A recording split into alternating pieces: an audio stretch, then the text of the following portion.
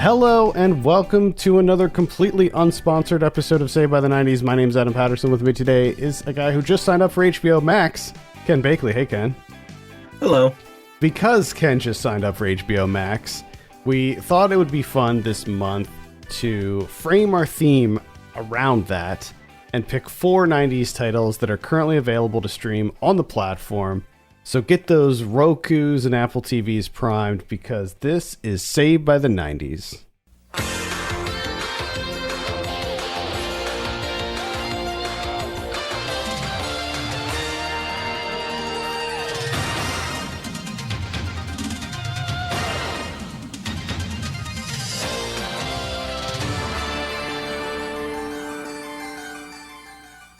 The following movie is rated R.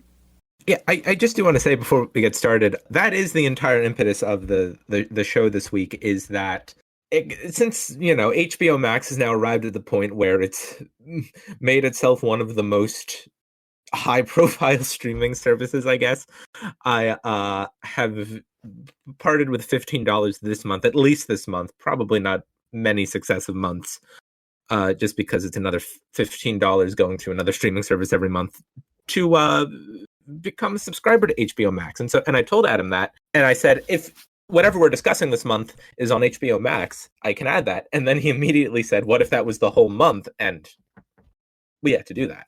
I just thought it was so funny idea to frame something around your HBO Max subscription. Yes.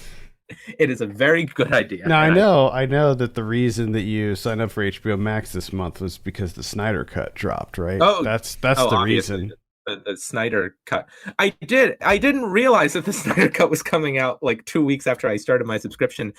But then I log on one day and I just see like the Snyder Cut just blazing all over the homepage, and I think, oh, that's here. I watched it. Oh, did you? Yeah. How is it? I won't get into detail, but I thought it was way better than the theatrical cut. We'll put it that way. I think I'll probably have my full thoughts on the other podcast. So okay. won't waste time on this show. Yeah, I can't get into that, just not only because the Snyder Cut became such a meme, but I just thought that's 4 hours. This is 4 hours of something that I don't know anything about. I wasn't going to do it, but then it was one of those deals where I wanted to watch something over dinner and it was available. It was there staring at me in the face. And I was like, all right, I'll watch this for an hour. And then I was just like, all right. After the hour was up, I was like, all right, let's just finish it. Let's just see this thing through.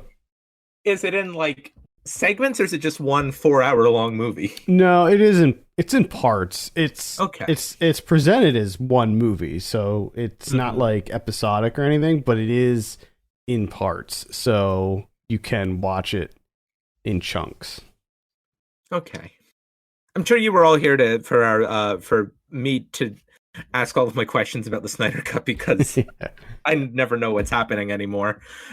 Okay, let's get started. First up, we have a classic action movie that was helmed by Kathryn Bigelow, who in 2010 would go on to become the first woman to receive an Oscar for directing for The Hurt Locker. But today we're talking about a film that she made that was released on July 12th, 1991, and it is Point Break. Rock and roll. Want to know how much action, adventure, and excitement went into the making of Point Break? Rent is free behind-the-scenes video at your video store now. Go on location with Patrick Swayze and Keanu Reeves. It was an opportunity for me to sort out my adrenaline junkie side. Ride the wave of action. Rent is free behind-the-scenes video today. Then rent Point Break on January 16th. 100% pure adrenaline. Point Break, rated R. I love the idea that they want you to rent the making of and then separately rent the actual movie. That's the exact right order to do that. Because, I mean, back then, it's not like you have unlimited rentals. Like, later on, they introduced the whole unlimited rental thing. But back then, you had to pay, like, I don't know how much it was. $10? Something like that to rent a movie. So they want you to pay to rent the behind-the-scenes VHS. That's crazy. I do like the implied order of the behind the scenes first. They want you to watch the behind the scenes first. That's what got me first of all. Then watch the movie. Oh boy. All right. An FBI agent goes undercover to catch a gang of surfers who may be bank robbers. Now you have a classic action movie here. You got Keanu Reeves, got Swayze, Catherine Bigelow at the helm.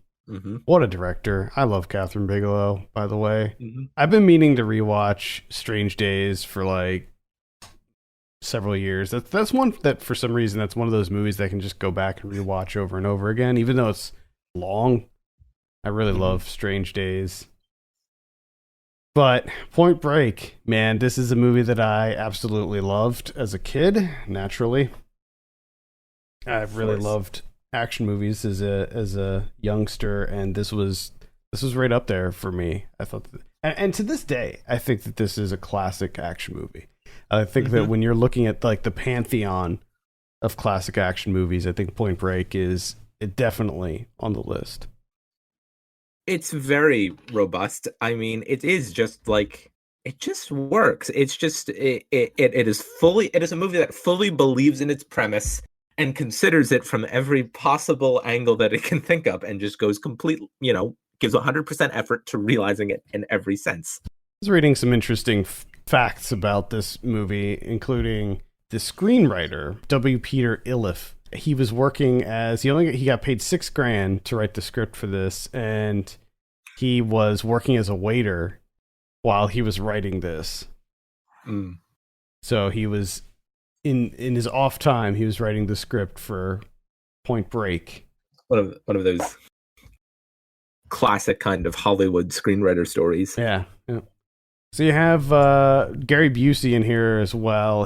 So Keanu Reeves, if you're not familiar, I feel like kind of foolish going over the plot of this, but yeah, but maybe we'll briefly touch on it. Keanu Reeves plays an undercover FBI agent. He's a new guy. He's straight out of the academy, and he's got a bit of a chip on his shoulder.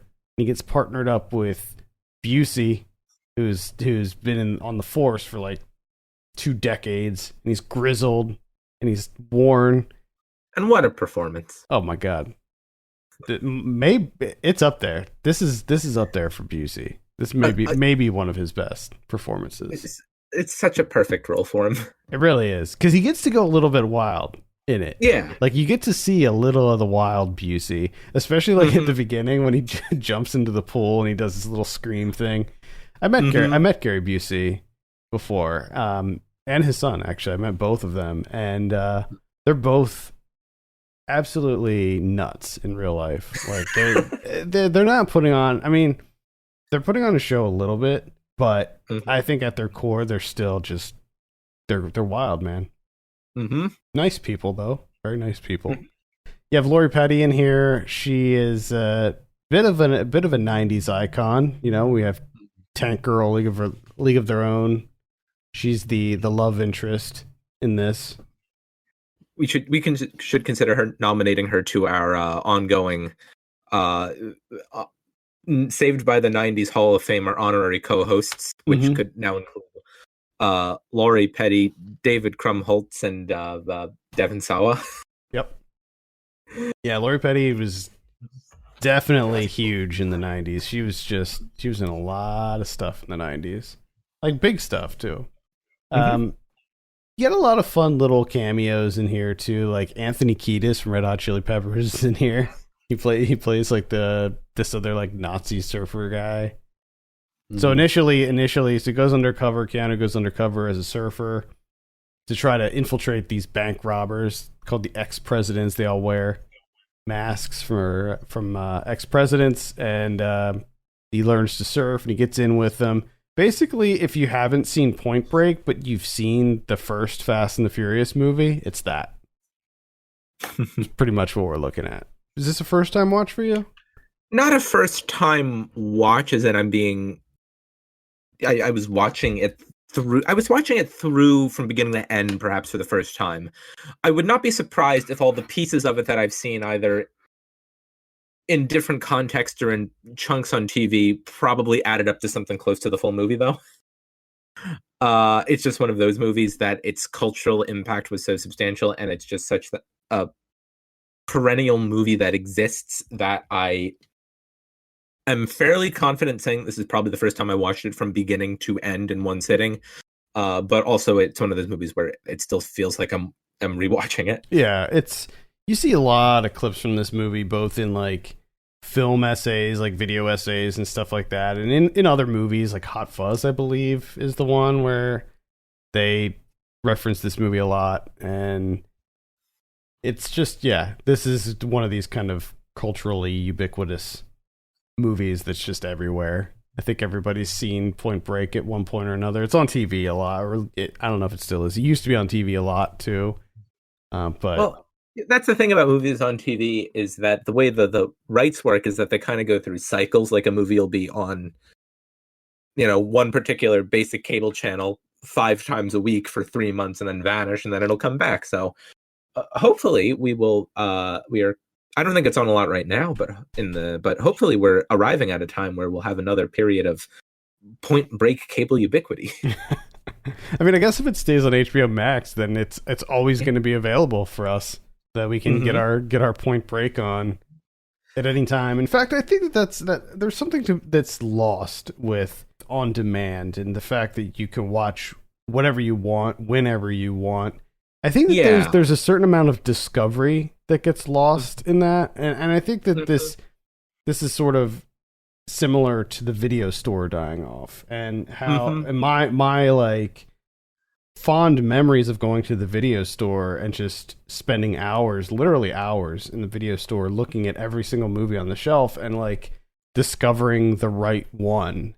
Because you got to rent it. You travel, you get in your car and you travel there, and then you spend all this time picking the right movie that's like speaks to you, and maybe you never even heard of it. Like it's probably going to be a blind rental unless you heard, read about it in a magazine or a friend told you about it or something like that. It's possible that you never even heard of this movie, and you pay money and you rent it. And you're committed because you drive home and then you pop it in. It's not like you're going to be like, shit, this movie sucks, I'm going to turn it off and take it back and rent something else. Like that's out of the question. And I think the same. So I think that a little bit can be said, like it's a little similar to flipping through the channels and just watching stuff on TV, and the Sunday afternoon movies that would come on, and maybe you never heard of or saw Point Break before, and you turn on Fox and there it is, Point Break, and you sit down and watch it, and you're like, holy crap, this movie's incredible. Yeah. I have, just because of my age, I have so few distinct video store memories. I'd say the one that I can probably have the most vivid memory of is, for some reason, my family rented the 2002 Dennis Quaid vehicle, The Rookie, which is a fine movie, I guess. I don't know. But the main thing is we watched it, and I don't know how I felt at the movie, but I was somewhat dismayed when we had to return it, because when we were on the way back, I was looking at the back of the case, and I saw there was a director's commentary on it. For some reason, even as a little kid, I was fascinated by that conceptually, like a commentary with John Lee Hancock and Dennis Quaid, but we were sending it back, taking it back, so I couldn't watch it. But eventually, I guess, when you're a kid and you want something, you tend to mention it just enough that we eventually ended up, buying a copy of the DVD. And I don't think I'd ever rewatch the movie in full without the commentary. I just wanted the commentary. I don't know why. It's just something that somehow appealed to me when I was little. And looking back, that feels like kind of a formative thing in what the sequence of events that led to me sitting here talking to you on mic right now, is just liking commentaries when I was, I don't know, however old I was, a very little kid. But for some reason, one of the early formative commentaries was the commentary for The Rookie. I had to know how they did that sound effect when he's throwing the fastballs and it just whooshes through the entire sound system. It's a fine movie, I guess. I'm trying to remember it. I don't think I saw it. I don't think. Yeah. It's definitely not one that appeals to me. But it's probably fine. One that does appeal to me is Point Break. Oh, yes. I love Point Break. I love the big chase scene, the foot chase scene between Keanu and Swayze. I thought that was a really well shot scene. Mm-hmm. The skydiving scene, of course, that's an iconic scene as well. And famously, Patrick Swayze actually jumped out of the plane to shoot that scene. It's very it's very clear in the movie because everybody else looks so like they're clearly stuntmen, but they always show Swayze's face like straight on. So that's what a performance. Oh yeah, I mean Swayze's great in this as Bodhi. I think that this was probably a character that really spoke to him because he was famously sort of I don't want to say an adrenaline junkie, but he was like a master skydiver and stuff like that. So, and he also refused to use a stunt double during the surfing scenes. He wanted to do the surfing himself too. And I think they did end up using stunt doubles for the like really big wave scenes and stuff, but it's a good.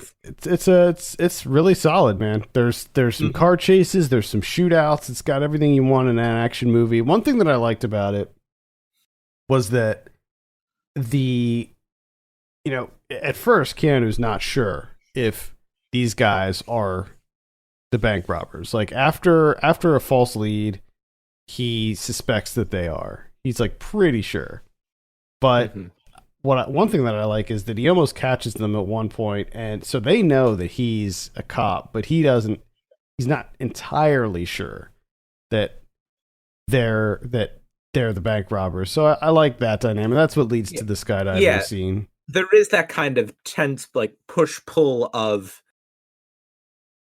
him kind of being clued into what they know in that, and what he's trying to figure out that actually does very quietly drive a lot of the movie, and it is just very kind of impeccably done. It's always there as kind of that nice slow boil until it starts boiling, I guess. I mean, again, it's hard not to think about the Fast and the Furious franchise and not think about Point Break because it's almost the exact same movie. You just replace surfing with cars, like it's the same thing. And I wonder, because Point Break was a successful movie, but I wonder what would happen if we were in Point Break 9 right now, if the series kept going like Fast and Furious. Yeah, like where would they go from the first one? They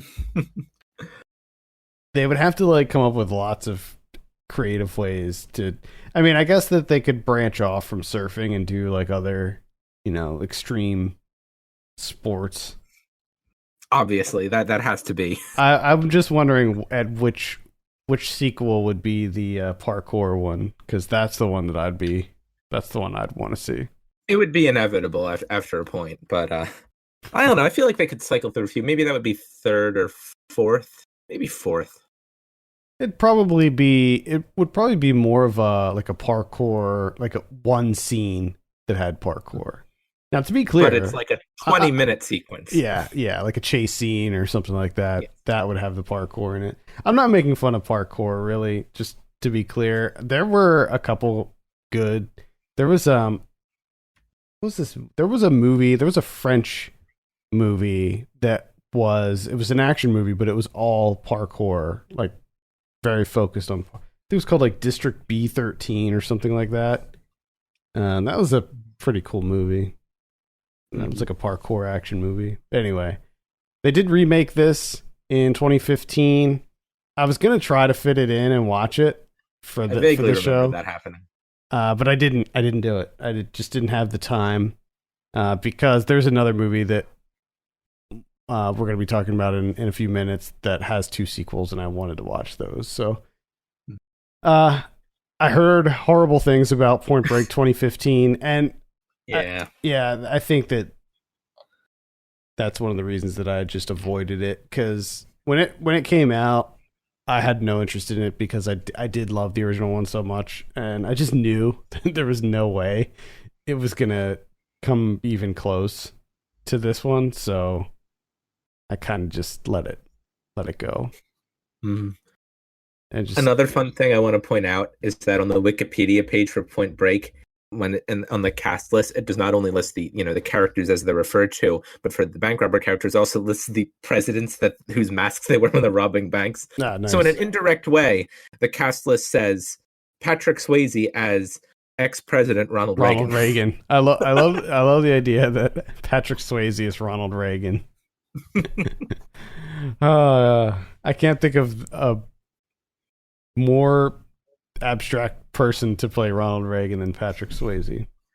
Mm-hmm. Did you ever see Roadhouse? Man, I loved Roadhouse. It might be another one of those ones where I might have seen it, but not all at once. Roadhouse is one of those movies that did play on TV a bit, but you got to see the uncut version of that one because of the throat ripping that he does in it. Wait, while we're speaking of Ronald Reagan, since we mentioned Dennis Quaid earlier, did you see that thing where Dennis Quaid is apparently doing a movie where he plays Ronald Reagan for whatever reason, and they put out a picture, and it's like the Entertainment Weekly thing, the first picture of Dennis Quaid as Ronald Reagan, and it just looked like Dennis Quaid.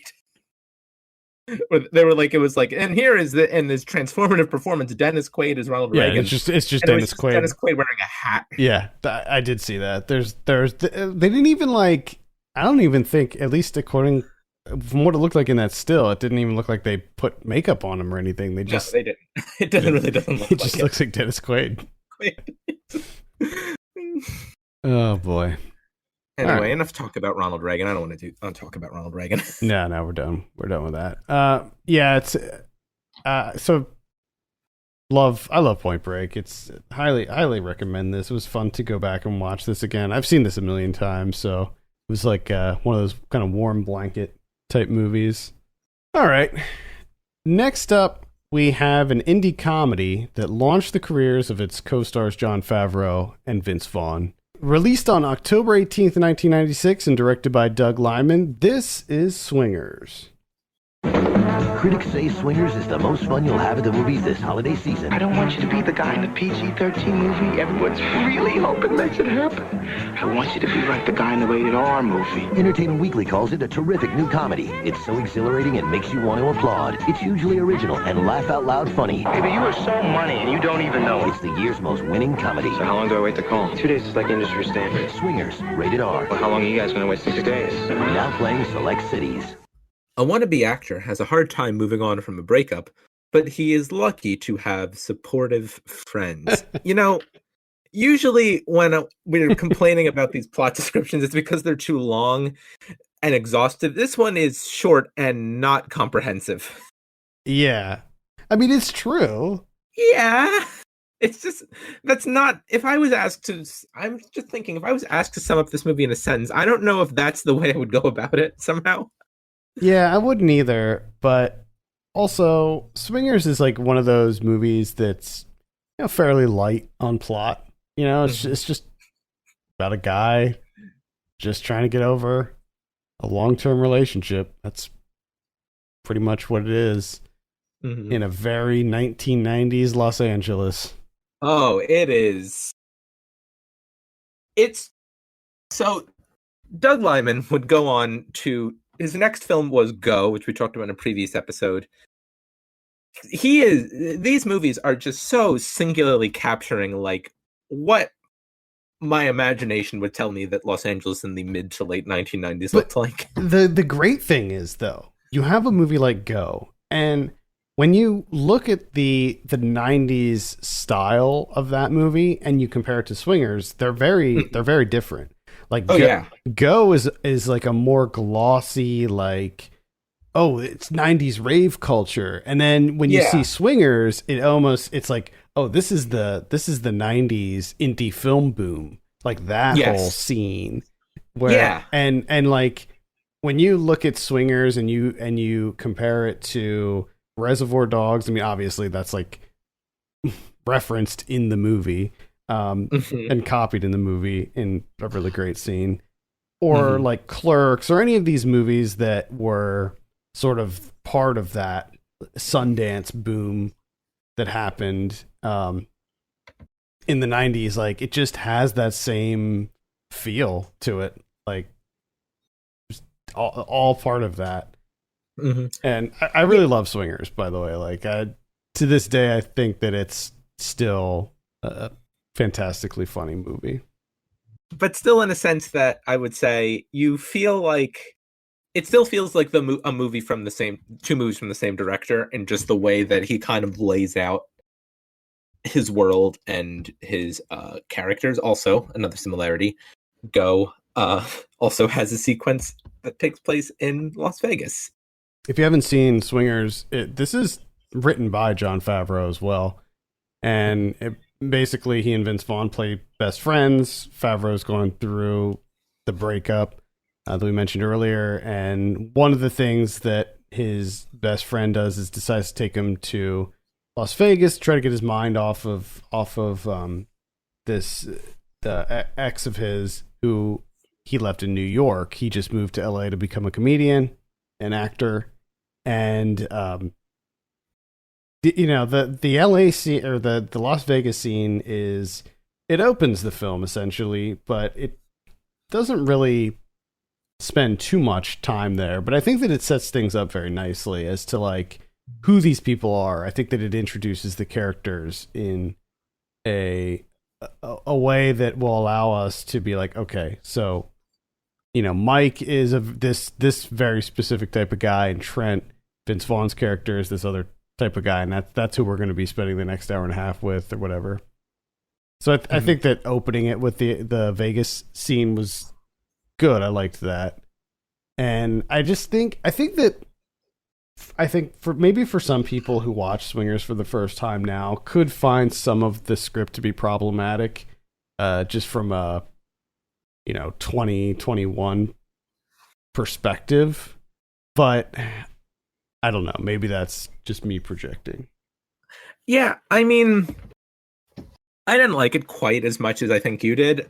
My thing was, I thought it was pretty accomplished as a whole. I guess there was just something of it that was just like keeping me out, like because I think there's something about like trying to create a very particular rhythm for a movie that is otherwise not tightly structured, and so you have to kind of sink into that rhythm to get along with it. And there was just something about it, I don't know, that kind of kept me out at times. And the worst thing is, if you're watching a movie and you don't feel like you're understanding the rhythm, and there's no plot structure for you to latch onto, and it is a narrative film like this is, you kind of just feel locked out of it for large segments of it. That was the thing for me. I think it was just a very cosmetic level thing, and it sounds very like a very superficial complaint, but yeah, it's a movie where I couldn't discount it entirely because I could see what it was going for, to just kind of spend time with these characters and all the ways that sometimes you wish you weren't spending time with these characters. But I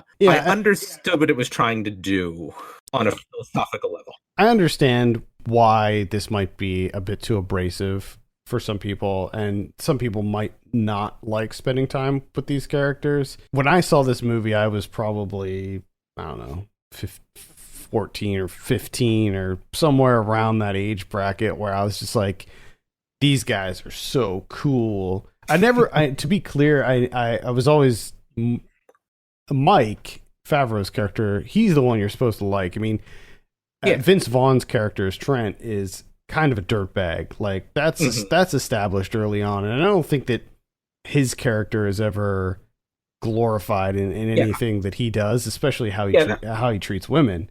Yeah, that wasn't my complaint. The movie does know. Yeah, this is not a good person. Setting that aside, I just thought that these characters they're just cool. I mean, they're just cool characters. They're close friends. This is the type of relationship I had with a lot of my friends growing up. So we would watch this movie together and, I don't know, feel this camaraderie or this connection to these other characters, and how they would, hang out and play video games for a little bit and then go out and just go from these really cool like underground clubs in LA this is back during the swing craze that lasted for like a year. I need to understand this because I like, oh right, this was a thing that I've heard of. Was just swing there for a minute? It was, yeah. Yep. And you had these bands just popping up like Cherry Poppin' Daddies and Big Bad Voodoo Daddy, like these bands, these swing bands that would just Brian Setzer Orchestra, like these bands that would just come up out of nowhere, and all of a sudden they're on MTV. Like their videos are like playing on MTV, and they're like playing on the radio and stuff. And all of a sudden, like swing music is cool. Really wild, really strange. It was a really strange time. And everybody's like wearing suits and suspenders and stuff. And I don't know. It's definitely a moment. It was a moment in time. Real end of history theory energy there, I guess. I think that it's interesting how this movie was sort of the catalyst that launched a lot of the careers of these people, from Doug Liman to Favreau to Vaughn. I mean, they've all done they've all done things before this, but I think that this is the thing that really kind of propelled them. I think that Vince Vaughn's next gig was Jurassic World, or not Jurassic World. It was Jurassic World, right? That was the second Jurassic Park. Yeah, whatever the second one was. Lost World. That's the one.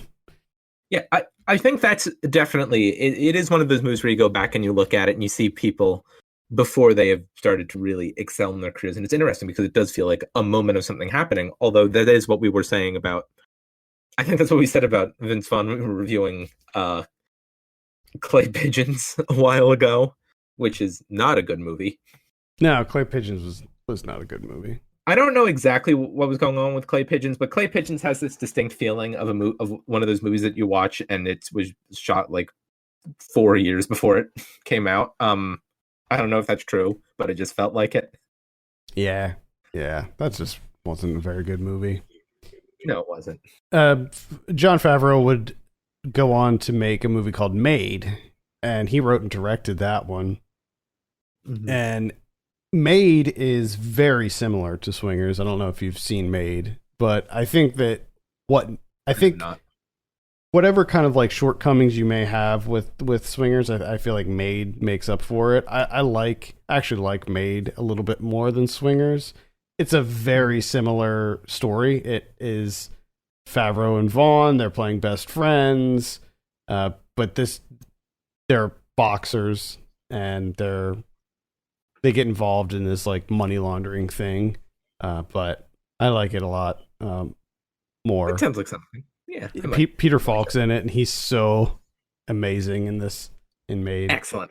Yeah, that was the thing. Like a while ago, I watched the sequel, the Wings of Desire. There was Wings of Desire, and then there was the sequel, the much less discussed sequel, Far Away So Close, which I did watch. And first, it begins with a cameo from Mikhail Gorbachev.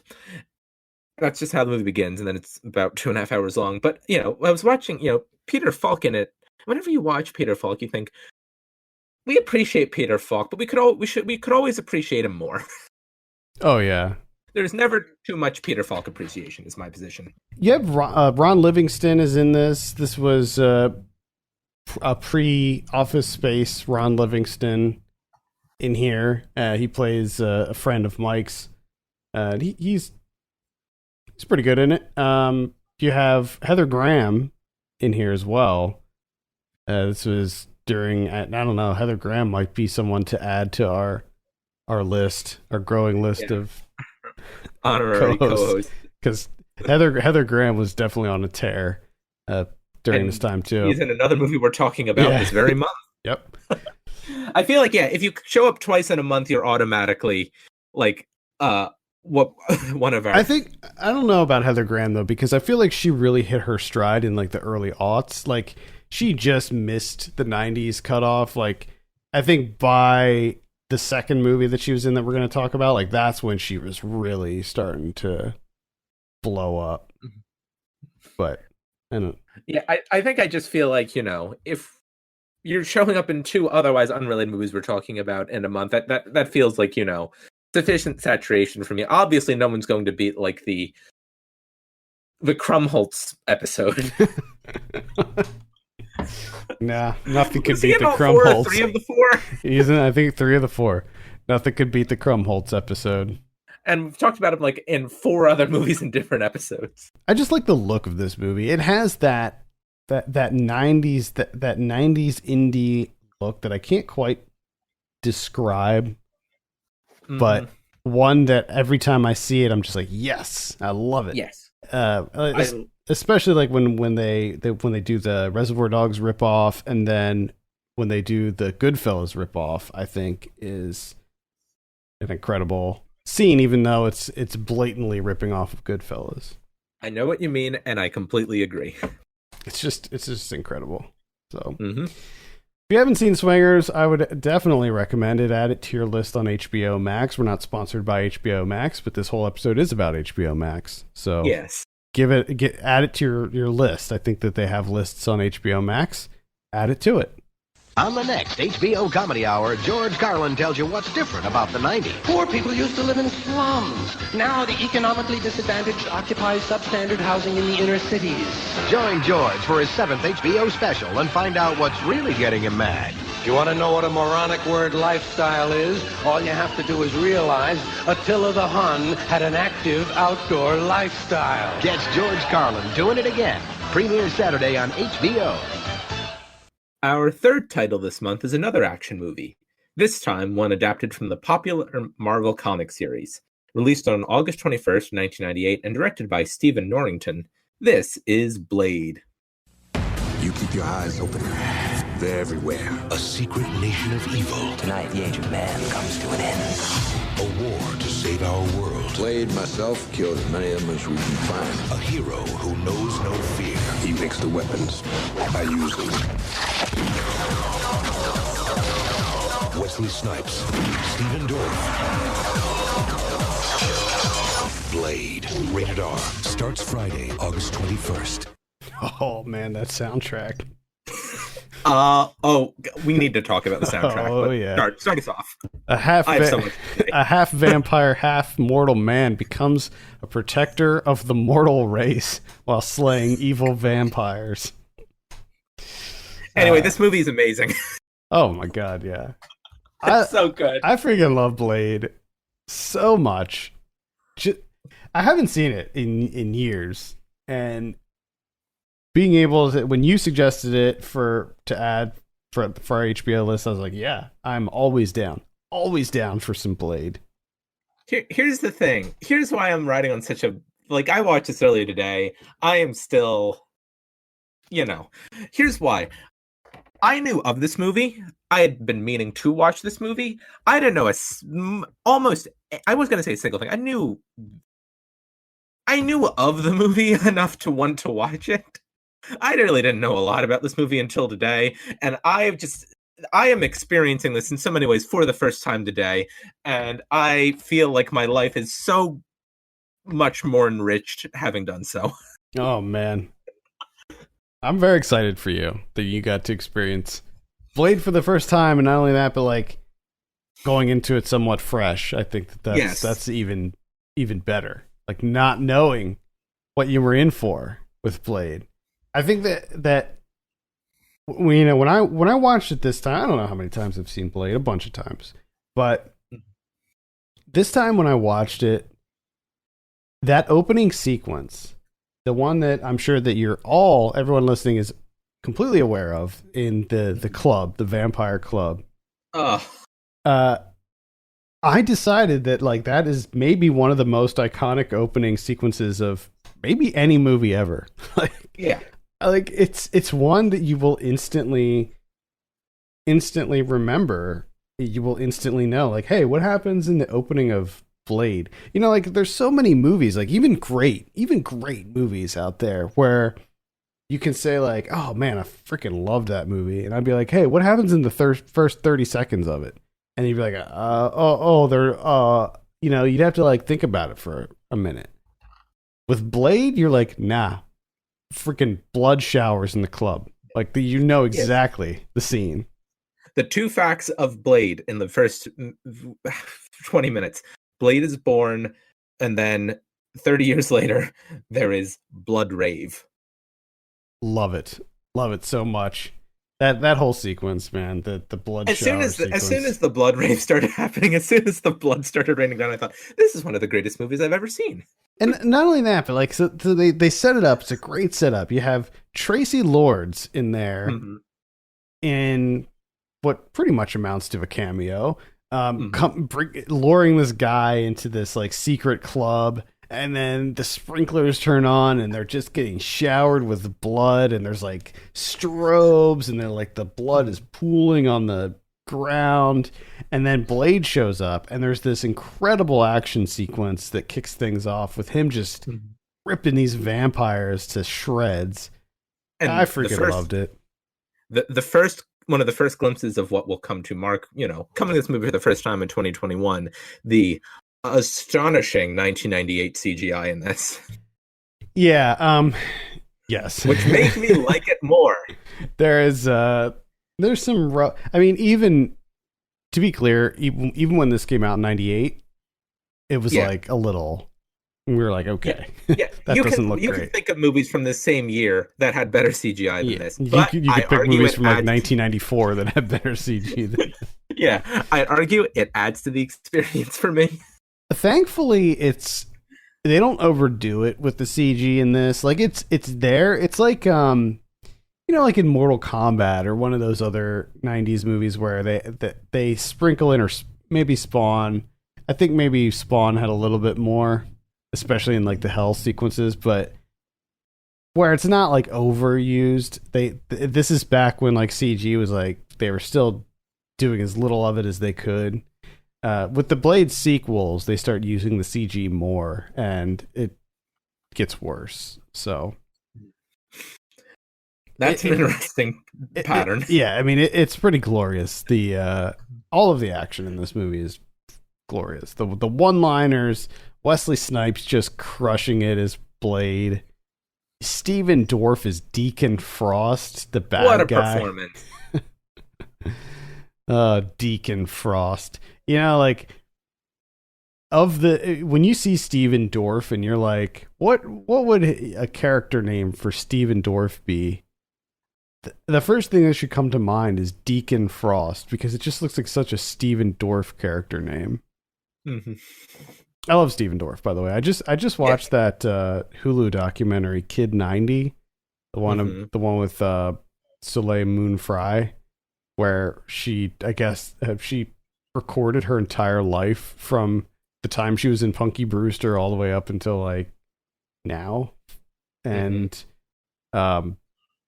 she like put all the recordings in the archived them, and she never looked at them for like 20 years. They just sat in like a storage locker, and she pulled them out and like watched them, and then they like compiled them all into this documentary. So she was like really good friends with Steven Dorff. So you get to see a little Steven Dorff running around in this movie. Chris Christopherson's in here as Whistler, who is a character that was, I could only imagine, was so popular that they brought him back to life for the second one. Because he dies in this one, but they bring him back to life in the second one, and it's a whole plot thing. He's in the third one too, by the way. But I'm gonna spoil all the Blade movies in this discussion. And then you have Nubushe Wright as the love interest. She plays as fate would have it, she plays a hematologist. Is that what we would call it? She's like a blood scientist, and she gets bitten by a vampire, and Blade saves her, and then she decides to spend her time trying to cure Blade. Because if you're not familiar with Blade, the character, he's sort of a half human, half vampire. The whole shtick is that his mother was bitten by a vampire right as she was giving birth.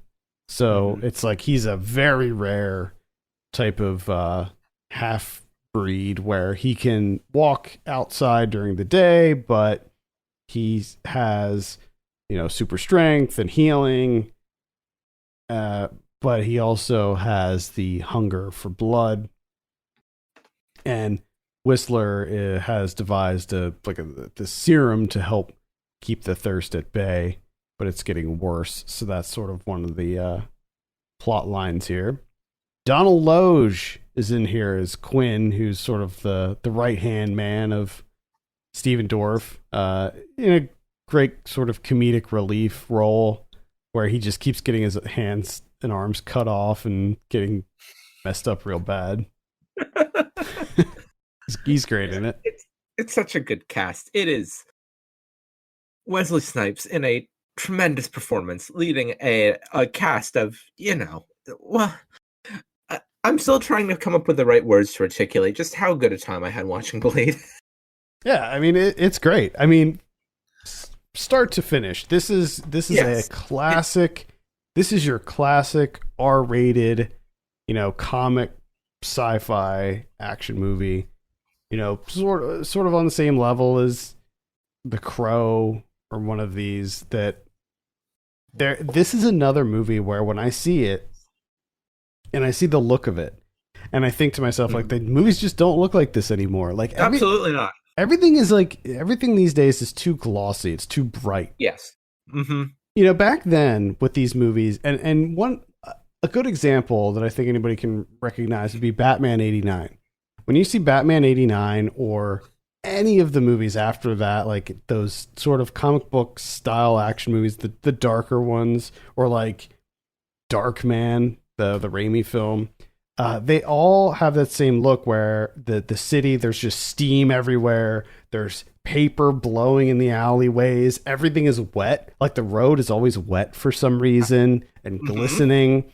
And I guess it's just that they used elaborate sets back then, and they don't really do that now. I think that maybe that could be part of it. Like now they just use green screen for everything, and back then they just built cities and stuff like that, like alleyways and stuff like that. And I think maybe part of it is just the fact that they were shooting on film, and that doesn't happen anymore either. But the whole time I was watching Blade, I was like, man, I wish that somebody would make like one of these big comic book action movies, again, the R-rated, like the darker ones, but just make it the same way. Like, yeah, I don't know what the X factor is with this look.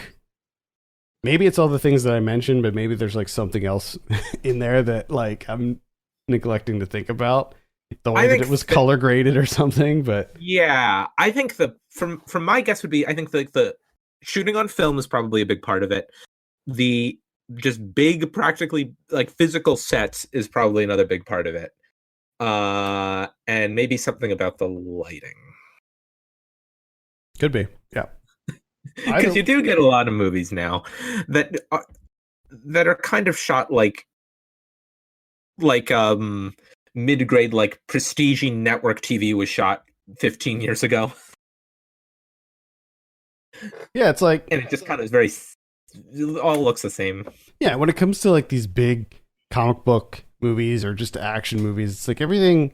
It's like movies are trying to look more like video games, and video games are trying to look more like movies. So what's going to happen here? Are they just going to overlap each other and go the complete opposite way, and all of a sudden movies are going to look like Super Mario Brothers and games are going to look like Citizen Kane? Like, what's going to happen? They're just going to go past each other. That's obviously the end point here. And obviously mean the original Super Mario Brothers. Of course, yes. Yes. Movies in 2030 will look like video games did in 1985. Right. And video games in 2030 will look like movies did in 1950. I mean, that just seems like that's where it's going. I don't get it. It'll be all like, no, or like specifically Citizen Kane, like that kind of like, like the first time like you were seeing sets with sets that were not all exactly the same. Yeah, I just not to now. I feel like I've gotten myself in trouble. I am not trying to make fun of movies from 1941 that are not Citizen Kane. No, you know what I of meant course about saying not. Citizen Yeah. But I don't know. I really wish someone would make a movie that has the same that like 90s action movie look to it. I miss that. I really do. But Blade, like, I mean, for now we can just go back and watch all of these great 90s. You know, like Hard Target had the same look. Just there's a million that we could name. But Blade, man, from the gadgets, he had all kinds of awesome gadgets with his like the sword that had like the little safety mechanism on it, to the thing that he threw, whatever that was called. It's great. Yeah. And it's so great. And I think Chris Christopherson is like, he's basically like the Q, you know, for Blade, where he creates all the gadgets and stuff. I think that the character of Karen, the love interest, I mean, it's fine. Like, I understand when movies do that because it allows for exposition dumps, you know, in a more organic way, so that the audience can understand what's happening in this world. But at the same time, I feel like maybe there's another way that they could have done this. Certainly, there are.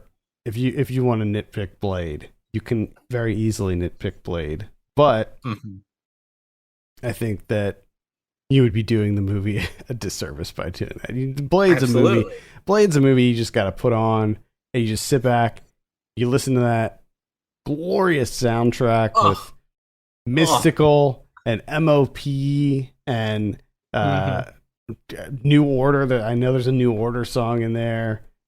I think Junkie XL. I don't know if Junkie XL did the score or maybe just a couple tracks. But yeah, man, whew, what a soundtrack. When you're talking about Blade, you can say there are problems with Blade. There are supporting characters that are really not given their due in Blade, but also in Blade, I mean, the whole soundtrack, but just that very final music cue when it smashes to the end credits. Yeah. It's a blast. I mean, I think to this day you can watch Blade and be. I was worried that it was going to look really cheesy and just not hold up. But I gotta say, like, you know, some of it looks cheesier than it did back in '98. But for the most part, I think that the action choreography still holds up. I think that it's still incredibly badass when you see it. Like the whole like scene with him throwing the blade and then catching it, you know, after it goes through the vampires. I like that the way that the vampires look when they get killed, how they kind of catch fire and then they like disintegrate and crumble into ash. Oh yeah, it's all fantastic, and I think it holds up tremendously well for the most part. Stephen Norrington, the guy who directed this, not a super well known director. He did before Blade, he did a movie called Death Machine, which was sort of an Alien ripoff, if I remember correctly. I don't think I ever saw it, but it involves like killer robots or something. After Blade, he did a movie called The Last Minute, which I don't think a lot of people saw that one, but it was awesome. I don't remember too much about it. I remember really, really liking it a lot. And then he did The League of Extraordinary Gentlemen after that, and that was his last film because that was a notorious flop. What I'm looking at here, I'm seeing some conflicting information about Stephen Norrington because the movie was very badly received, but it was not an enormous financial failure. Again, reading from Wikipedia and a bunch of statements that have citation needed tags after them, Norrington apparently at one point said that he had a hard time making the film, working with particularly the sentence here seems to single out Sean Connery. Again, I'm just reading unsubstantiated claims on the internet, which is obviously a good thing that I should be doing. And so then he said that he wouldn't make another movie because he had a hard time making League of Extraordinary Gentlemen. But it does not seem true, because then there is a source too from just a few years later when it says he was attached to direct a movie in the Crow franchise, which did not come to fruition. And then 2 years later, there is a news article about him perhaps directing another movie, neither of which come to fruition.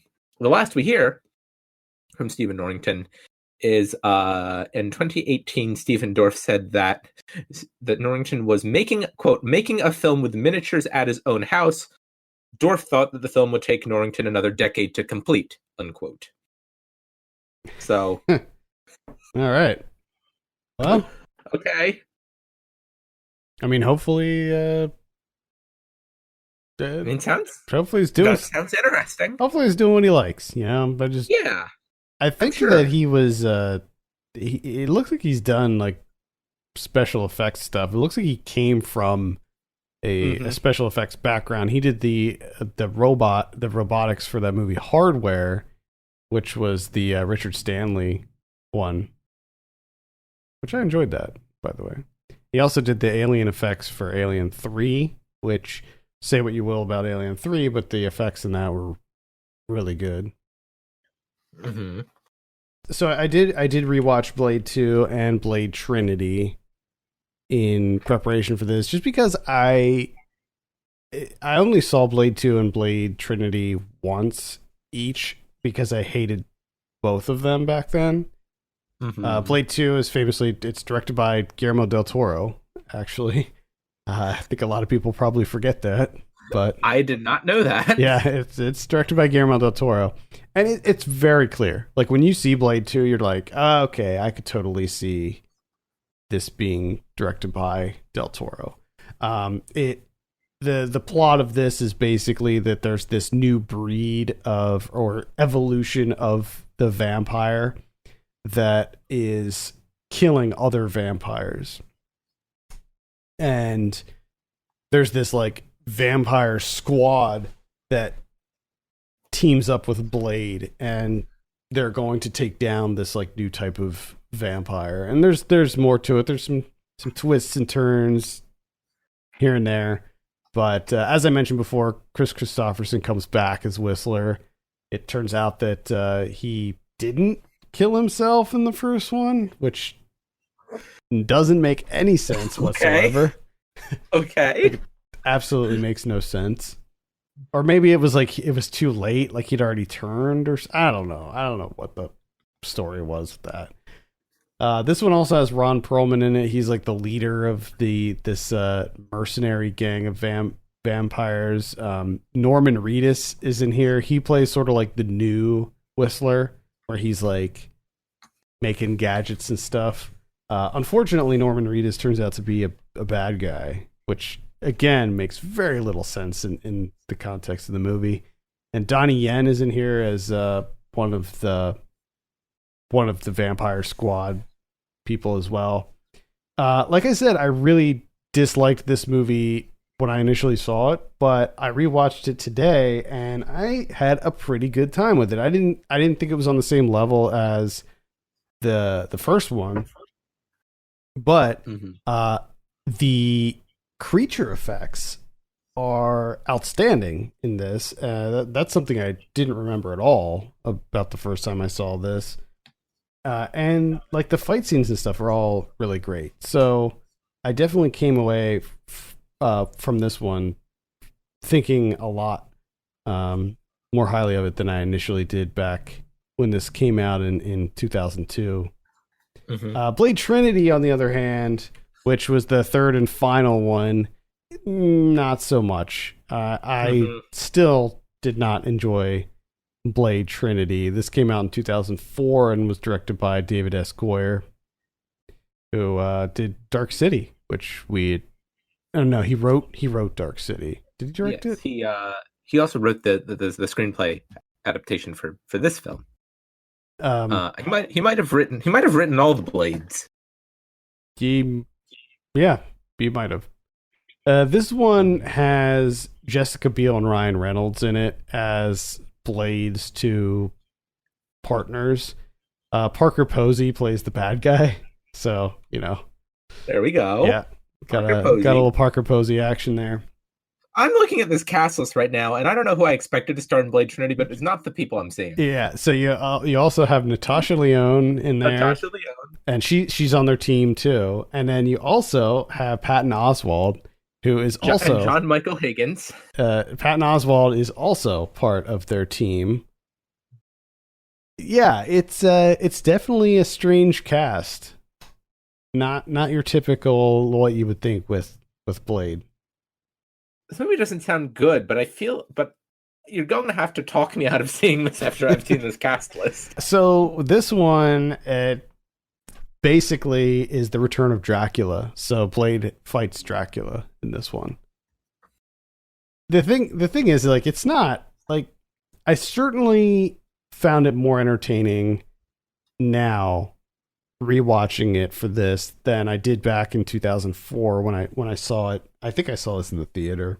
I think back then I just thought it was just so poorly written and cheesy, and it is. Like, the dialogue is awful. Eric Bogosian is in this too.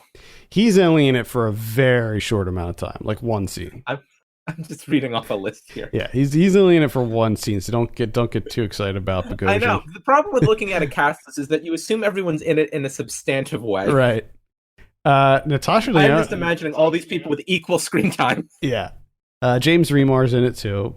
Natasha Lyonne plays a blind woman, and she's like their tech person. She's like their scientist who develops a new, like, a way of killing them. Like, every one of the Blade movies, they develop a new way of killing the vampires. Like the old way seemed pretty effective. Like, sunlight kills them, but they're always coming up with new things. Like in the second one, Norman Reedus came up with this like bomb that was like a light bomb.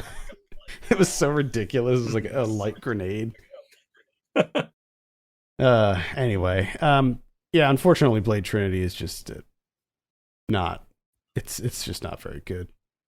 Well, I will continue to entertain myself with the cast list. I forgot to mention with Blade 2, the soundtrack. The soundtrack on Blade 2 is better than Blade 1, and Blade 1 has an incredible soundtrack, but the Blade 2 soundtrack is like next level stuff. It's okay. It's almost all original songs, and what they did with Blade 2 is they took a popular EDM performer or musician rather than performer, musician, and they teamed them up with a famous rapper. So you have like Massive Attack and Mos Def, Fatboy Slim and Eve, BT and The Roots. You have Ronnie Size and Cypress Hill, and you have Gorillaz and Redman. So you have Crystal Method and Bubba Sparks. Like, it's such an incredible soundtrack. I can't recommend it highly enough, and I don't know how you can listen to it, honestly. Like, I think some of the tracks are on Spotify, but I don't think the whole album is. So I'm not sure where you can listen to it, but if you can, it is 100% worth it to listen to the Blade 2 soundtrack. I am obsessed with just the mere idea of the soundtrack. Yeah, and all the songs pretty much are bangers. So highly recommend the Blade 2 soundtrack. Absolutely. It sounds incredible.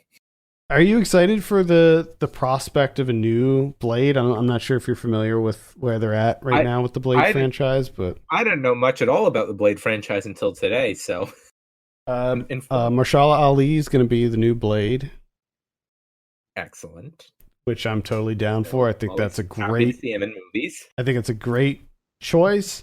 I would love to see like I don't know if they're going to have him be the Blade character or like a new, maybe like Blade's son or something. I don't know how they're going to do it, but I would like to see Wesley Snipes come back in some form.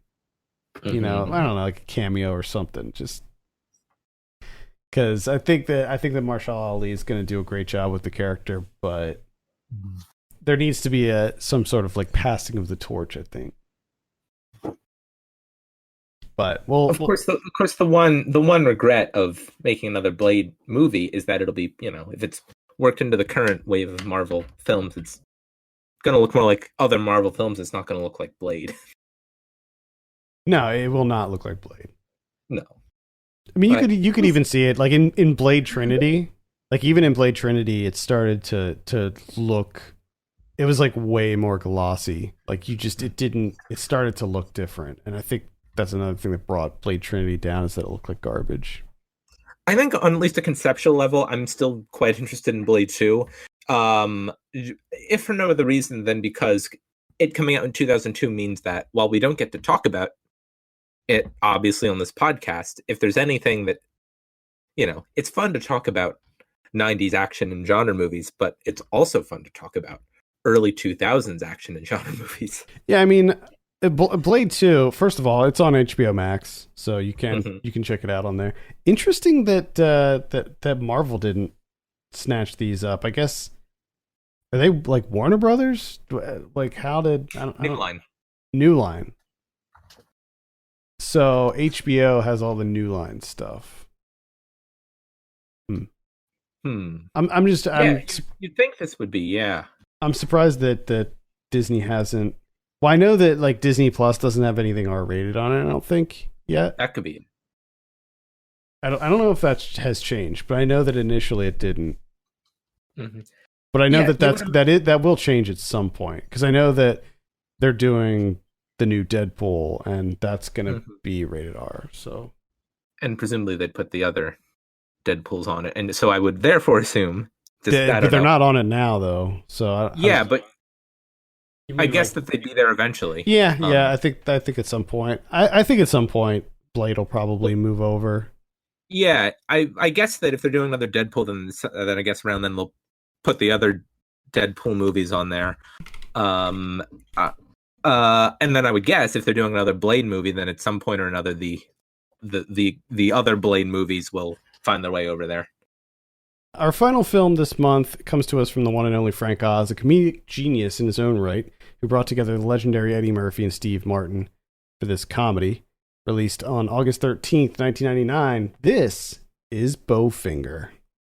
This is one of the hot scenes that is about heat and chemistry. Most of the artistic portion of the film. That's right. So just give her a little room, react normally, be sensitive above all, because in this scene, Daisy's going to take off her blouse. Steve Martin, you're offering yourself to him in order to save the planet. And Eddie Murphy. Awesome. Bowfinger. You're doing great. Rated PG-13. Starts Friday, August 13th. When a desperate movie producer fails to get a major star for his bargain basement film, he decides to shoot the film secretly around him. Adam, why don't you start us off? What did you think of Bowfinger? I remember really enjoying Bowfinger when I was younger, and I haven't seen it since back when it came out. And this one, I was a little disappointed in this one. It's funny because the only things that I really remembered with Bowfinger were Eddie Murphy as Jiff Ramsey. Mm-hmm. That was really the only thing I remembered, and rewatching it now after all these years, to me, that's the only thing that I really enjoy about this movie is Eddie Murphy as Jiff Ramsey, because I think that he's so funny in that role. It's a great performance. I mean, just when he just comes on screen, I just start laughing. I think it's such a funny character, and I think that one of the things that I definitely didn't remember was how long it took for Jiff to show up in the movie. Because, I mean, everything before he shows up is just so... It's just so cookie. Like, it's bland. Like, I'm just not into anything before Jiff shows up. I mean, I think Steve Martin has some good business in some of those early, scenes, but... some of them. I mean, I like his character in this is like this kind of sleazy con man filmmaker guy who's just willing to do whatever it takes to get his crappy movie made. I like that. I like Steve Martin in that character. but I just didn't think there was a lot going on until Jiff showed up. Mm-hmm. Although I will say, I don't know what how people feel about it, because people really don't talk about this movie. I really love the scene in the restaurant where he's pretending to be on the phone, and then Robert Downey Jr.'s character begins to clearly see that he's talking into a phone that's not connected to anything. It's just a dangling wire. I found that very funny. He ripped the car phone off. Yeah, yes. It's good stuff, but nothing compares to Jiff. Oh no. So like the whole premise of this movie is that like Steve Martin is this guy. He's a filmmaker who's like about to lose everything when I guess this is like one of his employees, or I can't remember what job this guy has, but he ends up writing a script and it's like really good apparently, and he decides that he wants to try to weasel his way into getting this thing financed. So there's the scene that Ken just mentioned in this restaurant. Robert Downey Jr. plays this like big time producer guy, and Robert Downey Jr. like in a joking way says, "Oh, if you can get Kit Ramsey to be in your movie, I'll produce it." And the whole thing is like Kit Ramsey's this big action star, and it also turns out that he's a little bit unhinged, and he's a little bit paranoid, and he's got some problems, and he of course he doesn't want to do the movie. So Steve Martin hatches this plan who plays Bowfinger, by the way. That's where the name comes from. That's his name is this. Bobby Bowfinger. Bobby Bowfinger. He what a name. He hatches this plan to shoot the movie without Kit Ramsey knowing. So they sort of do it guerrilla style and try to get him to be involved in the movie, even though he has no idea he's in a movie. And because this is like a sci-fi alien movie, and Kit Ramsey is this like really paranoid guy who thinks that maybe aliens are real and might be coming after him. It just, hijinks all over the place with this. Eventually they realize that they can't shoot a lot of the scenes with Kit anymore, so they need to hire someone who looks like similar to him, and it turns out that they find his brother Jiff, and that's where Jiff comes in. Mm-hmm. You have Heather Graham in here as Daisy. Mm-hmm. She's plays this woman who just gets off the bus from the Midwest. I feel like that's a Heather Graham like character trope. Like I feel like she always plays that type of like girl next door like type of character. But anyway, she gets a job. It's her first acting gig or whatever. She's like the leading lady, and she ends up like sleeping with the whole crew and everything. And I found that to be a little distasteful, actually, in a 2021 context. Yeah, to present the character that way. Whereas, like in the movie, she's like kind of she's kind of the sleazy one, but or she's portrayed as like the slutty one, whereas like all of these like old men who are like taking advantage. I don't know. It rubbed me a little bit. I understand like back in when this came out in 99, it was a different climate. It was fine to present something like that back then, like this back then, but now it just doesn't quite track. The jokes don't land in 2021, let's say. Yeah. Jamie Kennedy is in here. Christine Baranski. I think she's very good in this. Oh, she's great. Yeah. Yes. She's great.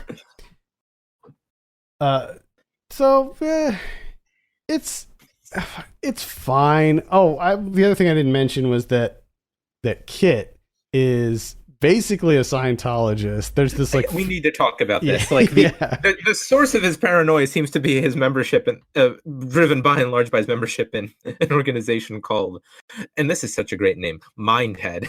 Mindhead, yeah, and they all wear these like pyramid hats, but it's clearly Scientology. Yes, and is under the and senior Mindhead leader, played by Terrence Stamp. Mm-hmm. He's having a good time in this movie. Can you think of a better person to play that role than Terrence Stamp? He's very much enjoying playing this role. Yeah, maybe Udo Kier in that, who was in Blade. That's why I thought of that. Mm-hmm. But he'd probably be a good choice for that role too. But so yeah, you have just a lot of crazy shenanigans going on where they're trying to shoot this movie secretly and get Eddie Murphy as Kit involved, and it's fine. It's all right. I honestly think that the scenes with Jiff make it worth it to me. Like, I think he's so funny in that, and like, it's a character that I've never seen Eddie Murphy do before or since, and he needs to bring it back. Like, he just needs to bring that character back. the adult braces and the oversized clothes and the squinty eyes that he does. Yes. I think that's kind of a lot of what this movie is that it's not particularly inspired, but it just gives you this opportunity to watch all of these actors together, with the script by Steve Martin, that gives them so much of an opportunity to do stuff, even if it's not like the most inspired material. That's a lot of what really drives this, and it makes it, for me at least, found it perfectly entertaining. To me, there's something about Frank Oz movies that, like, even the ones that I don't think are particularly great, they still have this sort of niceness to them, where when you see it, you're just like, yeah, that's nice. This is a nice movie. They're, even when the movies aren't great, they're easy to watch. Like, there's no, it doesn't slow down. This movie doesn't like stop. Yeah. We previously talked about What About Bob on this show, which was another Frank. And House Sitter, a movie everyone remembers. Oh, yes, that's right. Yeah. We did talk about House Sitter. Yeah, everybody remembers House Sitter. I liked House Sitter. That's good. Yeah. That was a good one.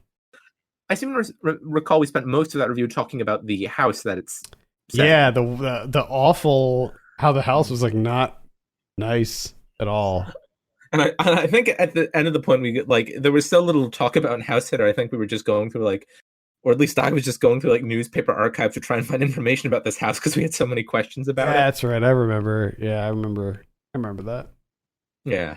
So in the 90s, Frank Oz also did In and Out with Kevin Kline, which, hey, maybe we'll talk about that at some point. Indian in the Cupboard, which I loved as a kid, so maybe we'll talk about that at some point. Something tells me, I have a strong suspicion that that's going to be one that I revisit as an adult and ask myself why I loved it so much as a kid.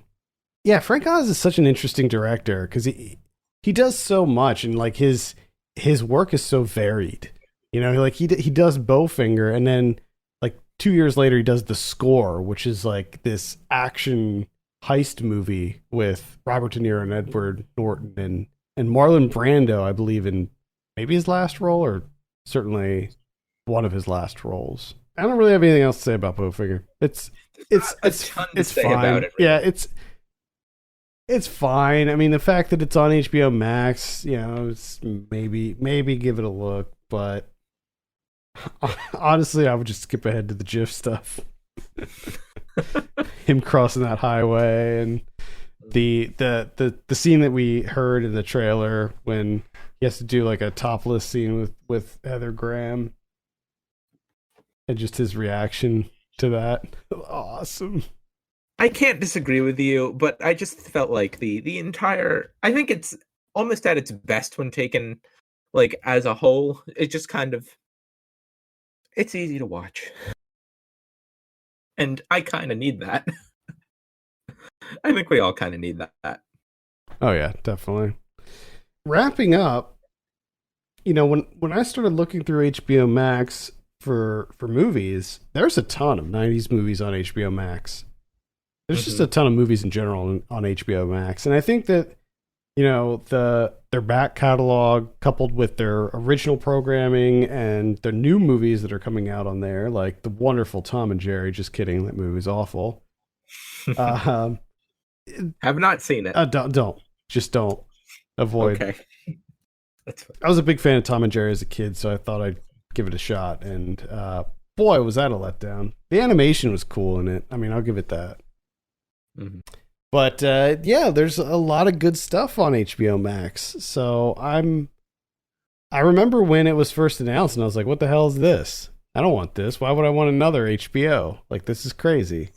But it kind of works.